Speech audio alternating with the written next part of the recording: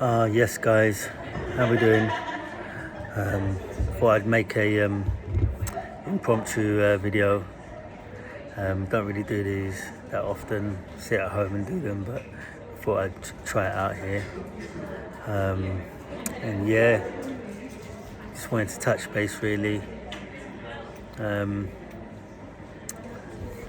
just at the moment I'm thinking about my next essays for university, what questions to answer, so on and so forth. And yeah, no, it takes a bit of time to decide, but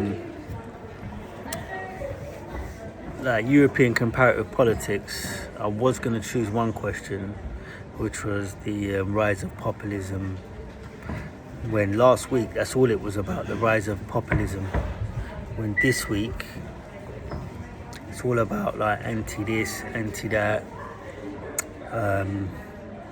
immigration, migration, hot topics, and if you're asking me, like, do I want to write about it?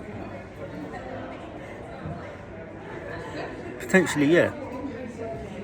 However, in the current climate and the sensitivity of certain groups,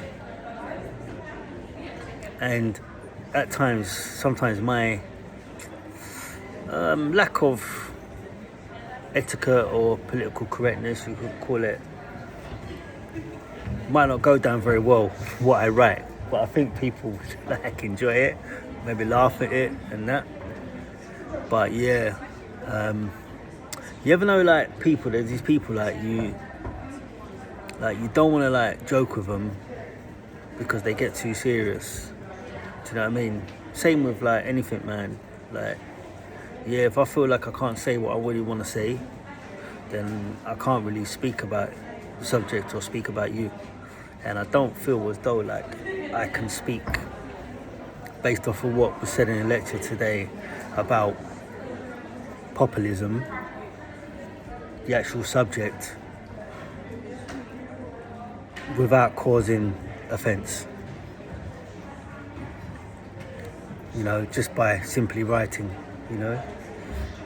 especially if it's gonna go public, and yeah, so for that reason, man, I would write about it. Oh God, if I was somebody else, I would write about it and go in depth and really give what my thoughts and feelings are and put my heart into it, But based off the current climate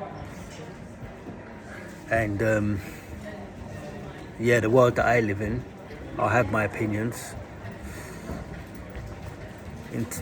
If or when time ever comes in this world, you've got the ability to impact, then yeah, like I'll know what my heart tells me to do and say, But yeah, if I have to, I'll write about it, and I would. You know what I mean? It's quite sad actually, because I would actually write about it, but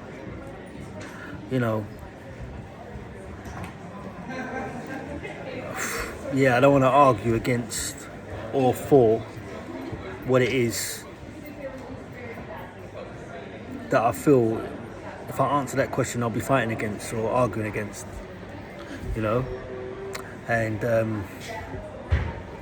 yeah, something about me, man. I was screaming this out today, like in the lecture, screaming this out sometimes, man. Like one time I was watching The Secret, and they said like Mother Teresa, like, she would never ever attend like a war march or a war rally. She would never attend these types of events. But if it was about peace, yeah, then she would attend, And I always thought, right, you know what, like, not in comparison to the person, but I thought that's how I am. If it's about sitting down, finding a resolution, finding a way, a solution to a problem or an issue, talking about it, discussing, yeah, negotiations, whatever, I'm about that. But I'm not about this war thing. Yeah, people don't realise sometimes, yeah, you being anti-war means you're actually at war. Do you know what I mean? You're mirroring each other, you know. But yeah, I just feel like everyone's they're on about war or against war, this and that, but they're not on about, which I'm on about, which is peace. Peace. I'm about that. I'm not about like, do you know what I mean? The war, this, the that. Do you know what I mean? I'm about peace, finding an answer, finding a resolution. You know, that's what I'm about. That's what frustrates me with the world and certain people. Really, they just want war and chaos. Do you know what I mean? And a reason for it. And I'm not involved in it. And I know there's people that hate me for saying this as well, because they think you should just pick sides and be going hammer and tongue. You know, I'm about peace, finding a resolution, you know? So it's kind of upset me in a way that I can't, and I don't think I will write about a subject that I really want to write about. But I'm not ducking it.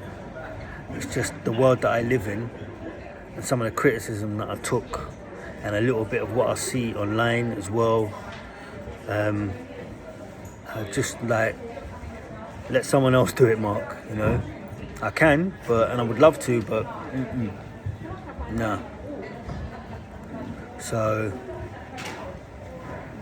yeah, so I'm a little bit flat, a little bit deflated that a question that I was gonna go for in university for my essay, which I could probably do a good account of myself. I'm not going to. I'm gonna have to go and choose something else now. All right, so that's that. Last week, just wanted to touch base on this. Visited the Old Bailey. It was just for research purposes. Just wanted to take a look at proceedings, just dip my toe in the water, just look at things from from different angles, basically, you know. Not just like the perpetrator or the alleged, but, you know, from just everybody's angle, you know, just how everyone saw it, you know. And it is quite like an eerie place. And someone was like, don't laugh, don't joke, whatever, as you're walking into court or the public gallery. But I was in serious mood, man, because it was serious, you know. There were some serious offences gone on there, and it was a lot to take, actually. I could only really handle 3 hours. It was quite dire, you know. And just what I picked up on, I'd say this is a message to the to those that are gonna change their life, or the innocent, yeah, right, and they're on an alleged charge, yeah. Just what I picked up on, just from what I saw, man, and I'm not an expert, but yeah, like body language. I would say, like, first off, when we roll back, I would say, boy, coming to court, man, how you look every day does make a difference. And body language, I would say, make sure you, you're keeping yourself fit throughout your court case. You're getting a good night's sleep. And make sure that you exhibit the correct body language and posing, because it can make a difference to how you're perceived. You know, I saw a guy in there, and when I was looking at him, you know, he looked completely beaten, and he looked completely just pissed off, and he looked quite a little bit sorry for himself. He looked like naked. He looked like his family or people were watching him, and he was feeling like a little bit of shame as well. And he just looked like he wants the whole ordeal to be over, and possibly do his sentence or whatever it is, and come out and change his life. That's what his body language was exhibiting to me. When someone else was like a little bit more like looking at, oh, do I look good? Do you know what I mean, in my suit? There was a couple people like that. But yeah, that guy there, he just gave me the impression he was just like he wants out of here, and do you know what I mean? He's gonna turn around. That's the, and I'd say that was the correct body language. Do you know what I mean? Because sometimes it may end up in leniency in terms of sentence, you know. So not that I would know, but yeah, that's all I would say. I also picked up on the fact that like I want to thank all the staff at the Old Bailey as well. Thank you very much. But yeah, I just want to pick up on the fact that a lot of those sort of barristers, solicitors and that, man, you can tell like some of them, do you know what I mean? Like, do you know what I mean? Like they're professionals, like they really want to like do their job, you know, and their job sometimes is not to work for you, you know, it's to work for the victim or whoever, you know. So I can tell they're quite competitive and they want to get things over the line, you know. And so you got to be ready, you know. But yeah, that's all I would say, man. I don't want to say too much more. But yeah, I would definitely say, man, like body language is quite important. Giving off the right signs, even though it's tiring. But yeah, try and maintain the correct stance or pose. And yeah, that was it really. Apart from that. Yeah, hope this message reaches you well.